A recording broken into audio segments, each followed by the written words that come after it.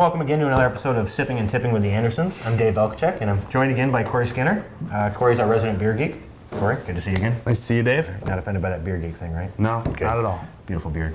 Thank you. You're welcome. You know, we're kind of getting into the winter season, and things are getting a little cold outside, so it's time for the breweries to kind of switch up their beers as well. What we've got here in front of us actually is a Newcastle Cabbie. It's their winter limited edition. Right. I guess in Europe they call them limited editions as opposed to seasonals. Right, right. But what we have here is basically a black ale. Corey, could you tell people at home kind of the difference between an ale and a lager? Most times with an ale, you're coming from the yeast, you're going to have a more fruity flavor that comes from the yeast. That's called an ester. Okay. With lagers, it's more of a clean, crisp type of finish and taste to it. So most people really can't tell the difference between either one. Oh, I'm dead on that one. That is. Well, it really has a nice deep color to it, doesn't it? Kind of a caramely head to it. Well, I get chocolate right off the nose. Let's give her a try. Well, that is good. I tell you, it is kind of that. It's got that subtle fruity taste to it, but it's followed by a little bittersweet from the chocolate and a little vanilla at the end. Yep. Chocolate definitely comes through strong. Well, it's a great beer. Yeah, it is. All right, you know, Corey, we're on to our second round of beer here, and what we have here is actually the Pine in the Neck from Blue Moon. Right. And this is part of their graffiti collection, which basically is letting the two brewmasters play, giving them artistic Show off freedom. their skills. Exactly. So can you explain the Pine in the Neck, what we have here? This is the Imperial IPA. It's kind of different because they use juniper berries. So you might get a little gin characteristics in it. It's going to be hoppy, obviously, being an Imperial. It's really got a nice copper color to it.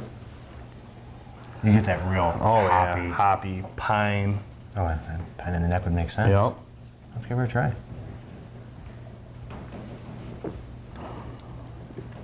that's really good, but you know, It is good. for a double IPA, it's really not that overpowering hoppy. It's almost got like a It's not. fruitiness at the Exactly, finish. exactly. Kind of a clean finish. Another good one from Blue Moon. Absolutely. All right, Corey, you know, sticking with the graffiti collection from Blue Moon, we've got the second installment. Now, these only come in 22-ounce bottles. Right. So single serve in your local retailer. We have here actually is a tongue-tied. The head brewmaster, Keith, the guy who's attributed with creating the actual Blue Moon Belgian White, Yeah, exactly. is a big fan of Thai foods. So Right. he wanted to kind of make a beer that really was inspired by his love of food that would pair well with it. So he used a lot of lemongrass and basil, which I guess is used often in Thai cooking. Right. The problem was there was a mix-up with the shipping. He got shipped extra basil, so he threw a little extra in here. This would have a really nice kick of basil at the end of it. So Interesting. let's give her a try. This one's got Nice kind of amber color. light golden color as well. Almost like a copper to it. So I think with the lemongrass, we're going to kind of get a nice crisp finish with this one. But it would pair well with any spicy food. Oh, I can smell it. Basil in the nose. Basil is coming, It's like we just coming walked in through a- strong. Like an Italian restaurant. Oh, it's phenomenal. It's like pesto in a glass. No, it's quite good. It is good. You really get that the lemongrass taste, and it really follows up with that basil finish. So The basil is coming through very strong, nice mouth drying effect. yeah. All right, you know, with our fourth installment here, Corey, we've got what do we have here? This is the Schmoes Oktoberfest. Schmoes out of Grand Rapids. The thing that's different about this is that most Oktoberfest, they're traditionally Marzen style lagers. This is an American wheat ale, dark wheat ale.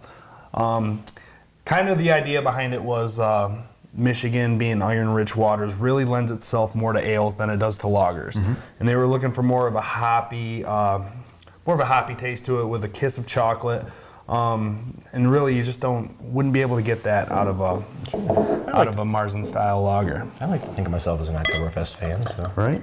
different here. It's that time of year. Yes, it is.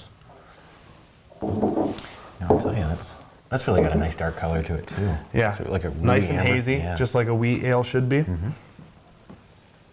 it's it's a really good Chocolate nose big to it. on the nose. Yeah, it is.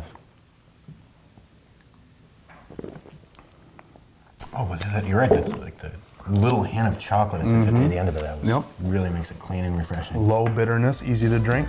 Yeah. bad thing, is it? Not at all. I'll have a few more of these in October, right? Absolutely. All right.